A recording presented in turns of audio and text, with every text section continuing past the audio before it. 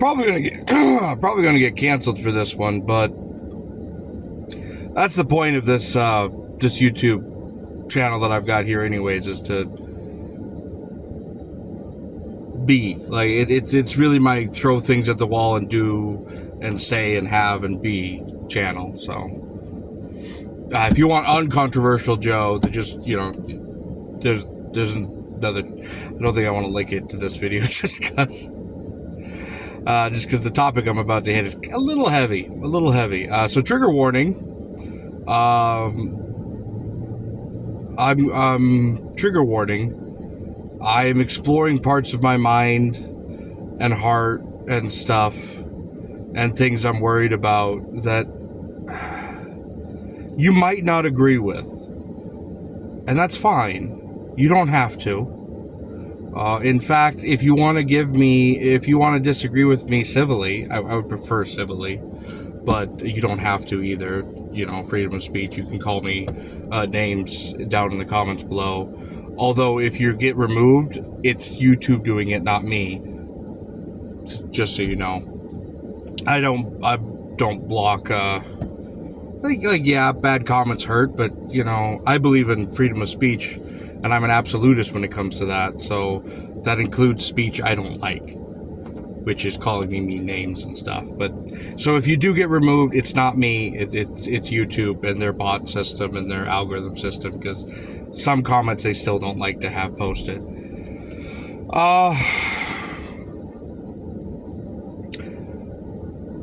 So I've got a lot of fear. We'll put it that way. We're going to start with it's fear. It's not the fear people think it is. Now it is dealing with the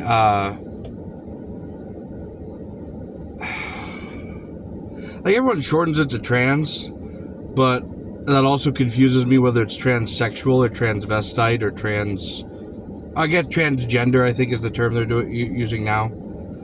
It's the problem. So like, it is dealing with trans, but it's not the transphobia people think it is, which is a replacement just for the word bigoted. Technically, most transphobia isn't technically phobia. It's just bigotry, which, yeah. But it's not this isn't the transphobia people. I'm scared for them. For several reasons. Which I'm going to try and explain. And if I get it wrong, the explanation, that's on me. So those who know my history, who've watched this channel for a while, or watched my brother's channel for a while, that I co-host a lot of reading books and history books on, I've been effed over by the medical community repeatedly. Historically, most of us have been. There's a reason why they call it a medical practice. Just wish they wouldn't practice on us. That joke. Now, doctors saved my life too. So it's not just pure hate. It's massive wariness and skepticism. There are good doctors just as there's a massive amount of bad doctors. Just like there's good cops and there's bad cops. You got to be wary of them because they have a power over us that we don't have. And so you have to watch out because they, most of them will be perfectly fine. They will do their job and move on and yada yada. And I don't think that's true anymore with doctors, that most of them. I think there's a few really good doctors, and the grand majority of them are either jaded and don't care anymore, or never really cared to begin with. We can see that all throughout history. The one massive thing is I was wrapped up in that opium epidemic. The grand majority, so the big problem with the opium epidemic that so many people forget is the opium that we were given was not illegal. We were given to it by doctors. Doctors gave us these drugs that we became horribly addicted to. I was really young. I was not an adult. I was a still developing child, but I was in a lot of pain when they gave me these hard pain pills. To be fair, this is what they were being pushed to do. This is what they were being told to do. But also, to be fair, they're doctors. They should know better. Then they should. We can go down the history books of the multiple times doctors have done horribly immoral, unethical things because they were told to. It's a repeating thing. A lot of doctors don't have the highest morals or ethics. The science has become their new god. That's been for a long time. That's not a new thing. You can look through the most of the 20th century, which is the 1900s, and see horrible things that doctors have done. You can even look into the 21st century, which we're only 20 years into, and also see horrible things doctors have done. But anyway, so they addicted us to opium, and then the government's like, wait a second, why are you all addicted to opium? Big pharma. Pharmaceuticals companies, ones that repeatedly have massive lawsuits for giving us talcum powder, which is covered in asbestos. It's not asbestos, but basically talcum powder has a high chance of cancering because it's in dust with other long scientific stuff. Don't use there's a reason we don't use talcum powder anymore as baby powder. And it's because it gives cancer. Not because of the talcum powder, but because of other minerals that always grow around talcum that always end up in it when mined, and you can't get rid of all of it. We used to have asbestos in our cigarettes. It wasn't just one or two companies that did it. It wasn't all of them, but we used to have asbestos in our cigarettes. Like, we can go on and on to all the really not great things doctors and scientists have done because of money, especially Big Pharma. The amount of horrible pills and horrible medications that have been recalled, and the taxpayer pays for it. Part of this is because, pharma would stop creating things if, they would just stop making pills and things if they were always held liable for when they kill millions of people, or when they cripple millions of people. They would just stop doing it. Good. And I don't mean that because I hate, I'm still on anxiety and heart medication. Partly, I have to be on for the rest of my life, partly because of what they did to me with opium. I will always be on anxiety and heart medication. That's the other thing, tangent rants, I know. That's the other connection, to trans things that we'll continue, hopefully touch on later. Maybe I should have written this down, whatever. I'm trying to do this from the heart. One, to make it more real, and two, to make it less like I'm preaching. Because I'm explaining why I'm worried and scared, and why the things I say might seem bigotry, but it's coming from a place of worry and love. I don't hate. Now, I hate some of the activists. Well, not hate. Hate's a strong word. I dislike much of the activists, especially the ones that know what they're doing. But the people don't. A lot of them, I think, are duped, groomed, and then there's that minority that actually have that mental illness. And it's not bad. It's like, oh no, it's a mental illness. You're not allowed to. I have anxiety, which is a mental illness that was so bad that, I tried to commit suicide multiple times. I went out into the middle of a freaking forest in the middle of an Idaho winter and just sat there until friends found me. Luckily, apparently, because my brother saw me sneaking out. Well, I was going out to go jump into the river in the middle of negative 10-degree weather, dressed as I am now, and just not come back. I figured I'd jump in the river and just go to sleep and not wake up again. I've taken a handful of my opium pills, which only got me really, really sick, and I slept it off.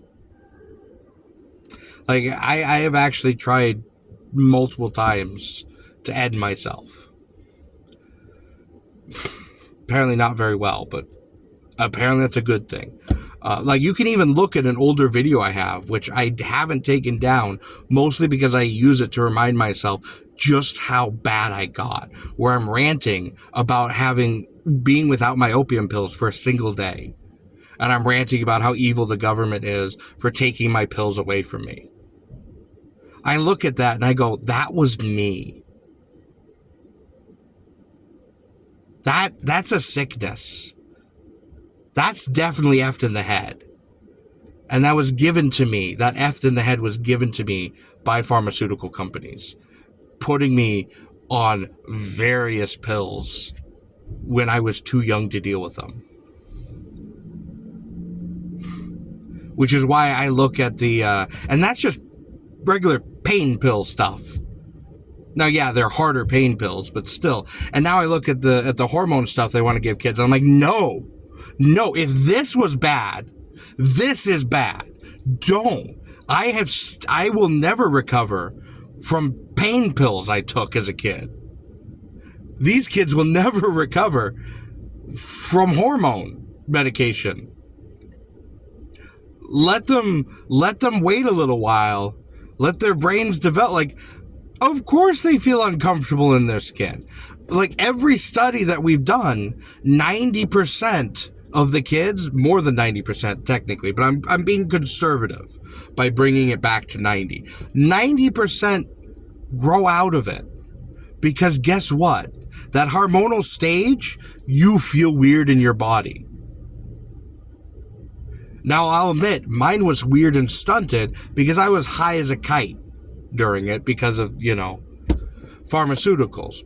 But from everything, like all the studies that have been done on it, every study that's been done on it, actual, like the 15-year studies, the 20-year studies, which have only now started coming out really, they grow out of it. There's a reason why Sweden, England, and various countries have now banned a gender-affirming care because it's also got a high suicide rate. Like, yes, beforehand you have and of course you do. You've got a mental illness. If my anxiety had never been touched, I'd be dead. If I had never gotten help, if my parents hadn't seen what was happening, if a friend of mine hadn't seen my drug addiction and seen it for what it was, I never would have gotten help. Because I have a good friend back in Idaho, who I'm not sure he wants me to name drop him, so I won't. But I had a very good friend catch on that I was heavily drug addicted because he's had friends die from overdoses and other such things. And he saw what was happening to me and how I was acting and the similarities and attached those things and basically saved my life. And got me off of Big Pharma. Now, that's, again, not to say that pills and doctors aren't good things. I have a computer chip in my back that allows me to walk and have a job. I take anxiety pills for the rest of my life.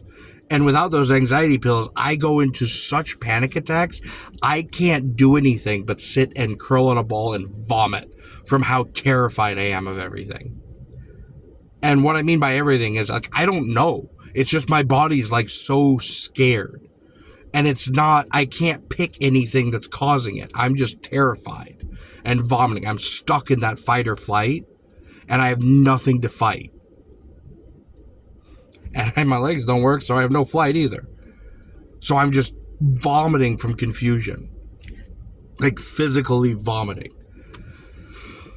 And we're finding out now that suicide rates, because we've been doing these operations now for good 20, 15 years.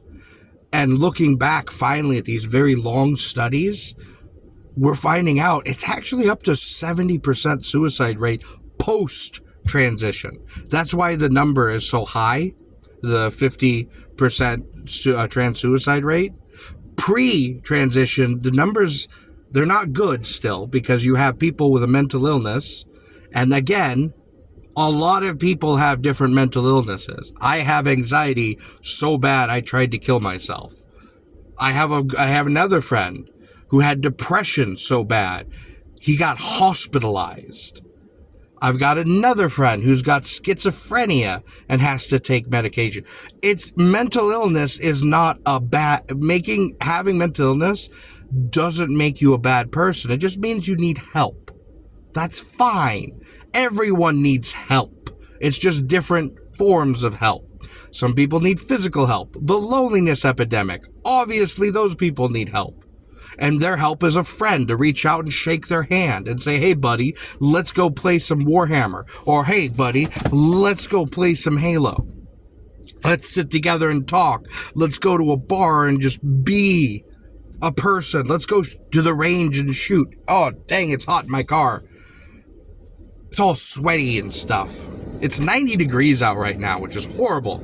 How do you people live in this, like, liquid... Sorry, I'm originally from Idaho. I'm living right now all the way across in Indiana. And I'm still not used to the heat and the humidity. Oh, anyways. I've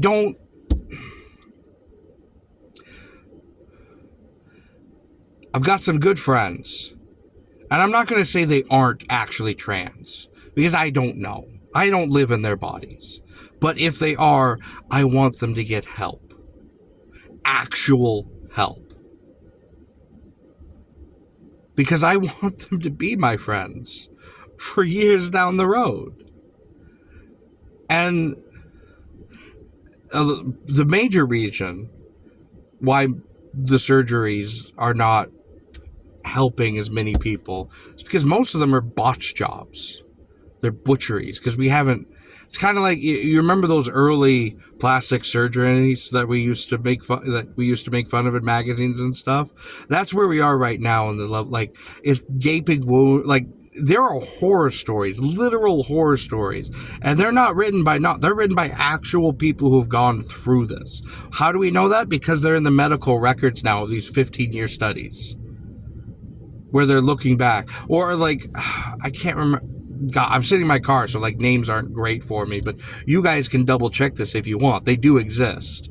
One of the first trans surgeries, she, I apologize. She is very against children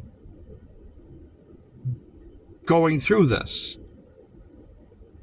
She also wishes that she hadn't got the bottom surgery, but at the same time, all the other stuff did help her. And that's great. It's kind of like the Adderall crisis or the ADHD crisis. So when I was going through school, they probably still do this because teachers are evil. Or not evil, but teachers don't know the kids as well as they think they do. You have them for a few months of the year and that's it. Sit back. All right? You guys have screwed over my entire generation with Adderall. Because a kid got bored in your class and you didn't want to deal with it, so you had him diagnosed with ADD. You know how often that happened in my generation? You know how many kids, like, we're looking back now at the medical things, how many people were screwed over by giving methamphetamines, which is basically what Adderall is, to children who didn't even have ADD or ADHD, so it didn't even help. They were just bored in your classroom and you didn't want to deal with it.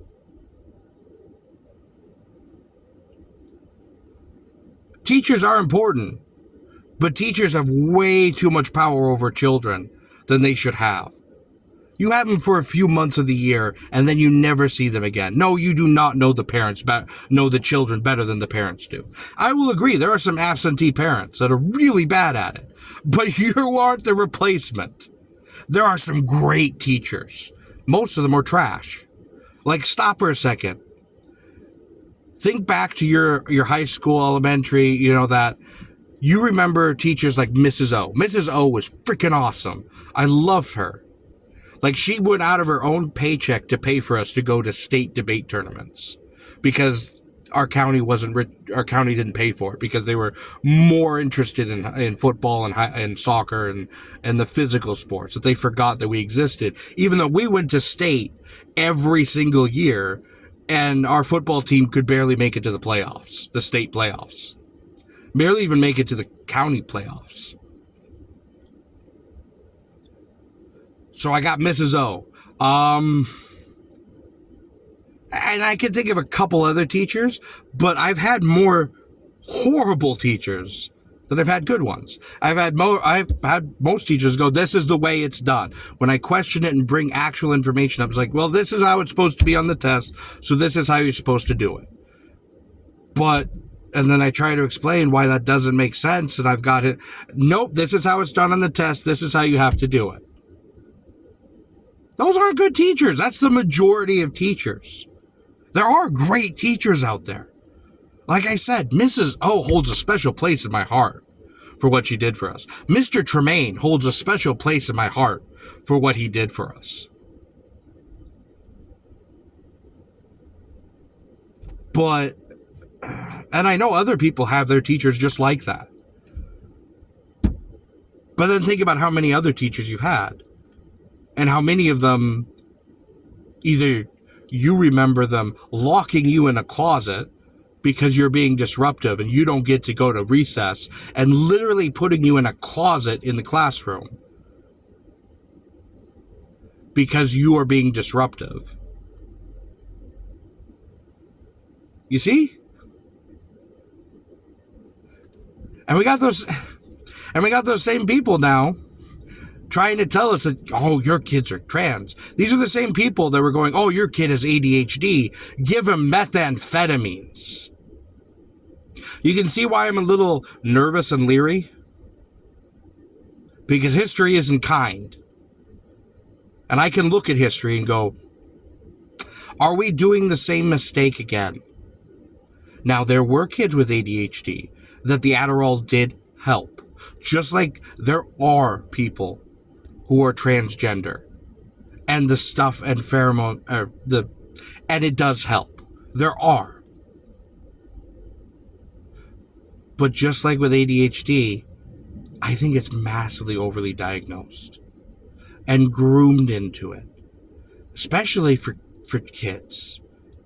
Because when you look at most of it, it's the parent sitting there going, I now have my new trans kid to put up in front on a pedestal.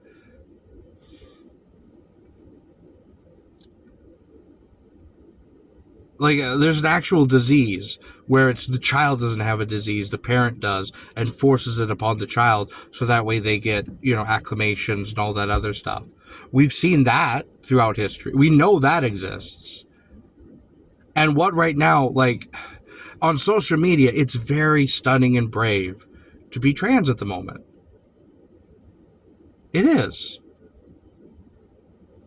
And everybody kind of wants to feel special. We want to be special.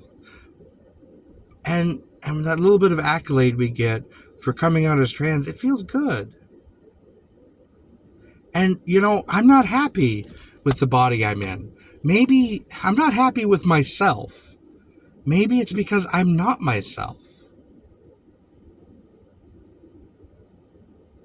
And then you have the massive amount of people on the internet, and I have seen this.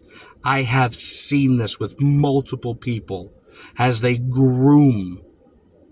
They find someone, their favorite streamer, what have you, and they slowly groom them into being trans. I've seen it on Discord where they groom people, slowly building it up. Well, maybe you like dressing. Well, maybe. I loved playing with dolls as a kid. I did. My older sister can tell you. I used to sneak into her room and play with her dolls or beg her to play with me and the doll, like, all the time. I loved the stories I could make with them. I can sew. I love sewing. And I sew clothing. Which reminds me, I need to finish Griff's Ladschnick uniform. But anyways, I love crafts. I love, I love baking. But I'm very much a man, a dwarf. And I'm scared for a lot of the trans people. I'll admit a lot of it's for my friends too. Because I want them to continue being my friends. I don't want them to die or to be screwed or to be screwed over like I was. by the medical community. Like, I was royally screwed. I don't want that for other people. I don't trust big pharma. I don't trust big medical. I do not. And when big pharma and big medical and stuff like that starts pushing stuff like this, I get leery. I get very leery, because what's in it for them? The whole reason they picked opium is because it wasn't a bunch of money. It really isn't. But when you've got an opium person, you now have one for life. I'm on pills for the rest of my life because of the opium epidemic. Big Pharma's got me in their pocket until I die. Because if I stop taking the heart medication, I die. If I stop taking the anxiety medication, I will kill myself. They've got me for the rest of my life because they addicted me to opium. I do not want that for my friends unless, now, there are medications that help you. The anxiety kids help me. Now, the reason I take them is because Big Pharma. But I've got other friends who've got bad anxiety. I've got friends who've got actual ADHD, that those pills help them. And they live productive lives and are happier because they now take those pills. Because they have a mental illness, ADHD. It's not broken, it's different, or whatever, however you want to deal with it. Autism is a different way of viewing the world. ADHD, anxiety. It's not that something, for me, something's broken because someone broke it. But a lot of people are just born that way, and that's not really broken, and you shouldn't view it as broken. But it is a mental thing that is different with you, that needs help. Now, it doesn't mean that your help, maybe your help is dressing in your gender of choice clothing. Maybe that does help you, and if it does, great. Maybe the surgery does help you. Percentage-wise, that's not so sure. But if it does, again, that's awesome. But when we're pushing it on children, we're pushing it on so many other people. And we are pushing it. We are very much pushing it. You've seen the percentage that have come out as trans now is very much one thing in common, and that's they're online, young. Twitter, Discord, Facebook, Instagram. Being on those platforms at a young age, you tend to come out as quicker as trans. The 15-year studies are starting to come out now, and after a while longer, it'll be a few more years. The sentiment against trans people is starting to grow, mostly because of the activists, not because of the people. The LGBTQ plus activists or ideologues is probably a better way of explaining them, because it's a cult to them. And they'll listen to this and see it as transphobia or as bigotry, not as a man being afraid for his friends because he doesn't want them to go through the horrible crap that he had to go through. It's like all those stories of trans regret that come out where those people are like, I regret everything that was done and look at this horrible stuff, and these are the horror stories of what I went through. They're like, oh, there's just internal transphobia. No, it's the fact that they were groomed into it, and then afterwards, because they'd already done it and the accolades died and stuff, and they started to go, oh God, what have I done? Because while trans people exist, and I will not deny that they don't, they exist. They obviously exist. And I actually do believe that, I don't believe it's as high as the amount we see, but I do believe it. It's why my friends and the people that I know and stuff, yeah, I'll call them by their preferred gender. I think pronouns are personally stupid for different reasons, not because of, but yeah, I'll call them he, she, I'm not really going to call them they, z, there, those, they, because that stuff is,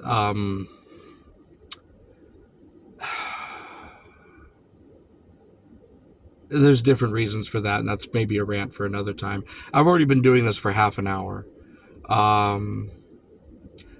Like I said, the grand majority of people will watch this and think I'm just a bigot or a transphobe. I'm questioning because I'm scared. For you. Not for me. You being a trans person or not being a trans person doesn't affect me unless I'm trying to sleep with you.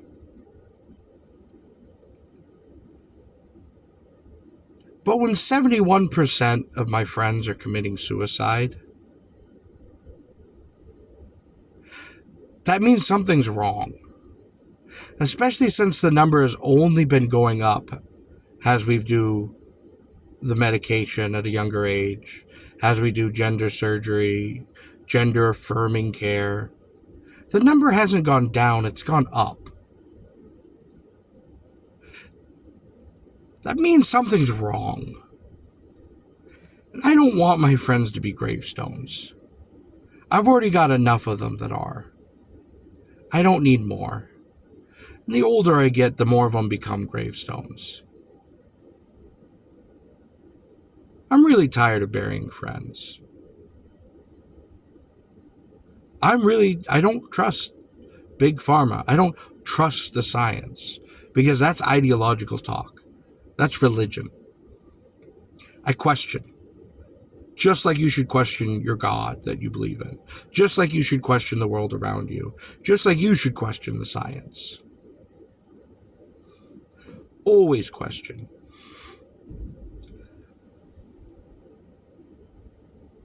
And don't...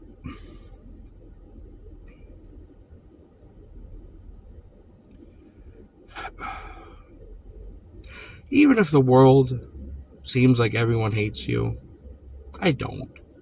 And I won't. There's some people I'm angry with, some people I'll fight with, but I don't really hate. I don't really wish death on anyone. That's why this scares me. That's why I'm against this. I know I'm not the loudest voice of it. I know that there are people that are actually purely bigoted against the trans community, and that it's not from a place of love, but a place that they told that they need to hate, and so they do. I know that those people exist, just like I believe racists still exist. I've seen them. There are still white people who are very racist against blacks. Or against Mexicans. Or like, oh my goodness, growing up, the amount of racism against Mexicans was huge. Maybe that was just my area, but like, yeah, that was the racism right there. The amount of Mexican jokes.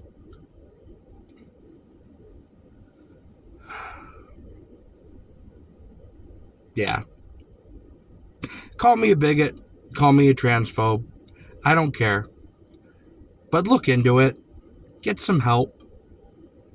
I'm afraid of therapists because a lot of them have been proven to push the same gender ideology thing. But at the same time, get a friend group. I don't know. Learn to love yourself. Because you're the only person you've got. And that's not an easy thing to say. And that's not an easy thing to do. It's not an easy thing to look into the mirror and go, I love me. There are days I don't really like me. Overall, I like who I am and who I've become. But I look back at some of the hell I had to go through, and I wish I could... I wish I could take back some of the pain I gave to other people. I grew as a person because of that horrible rock bottom hell that I went through. But I didn't need to give that pain to some people. I didn't need to hurt them. That's the only thing I wish I could take back.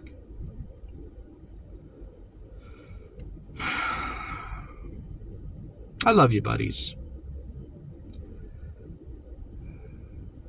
And I like the few friends I know that might watch this. They know who I'm talking about.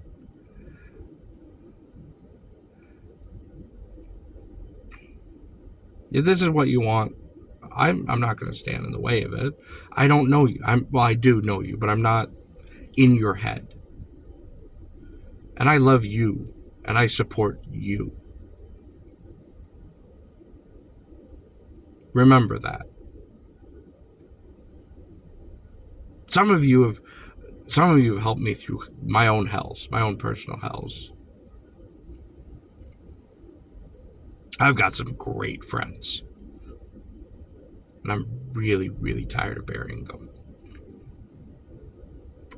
Love you all. You don't have to watch this whole thing. Those of you who did, I guess thank you for listening to an old man ramble. I guess I'm not that old, but I've been called old repeatedly.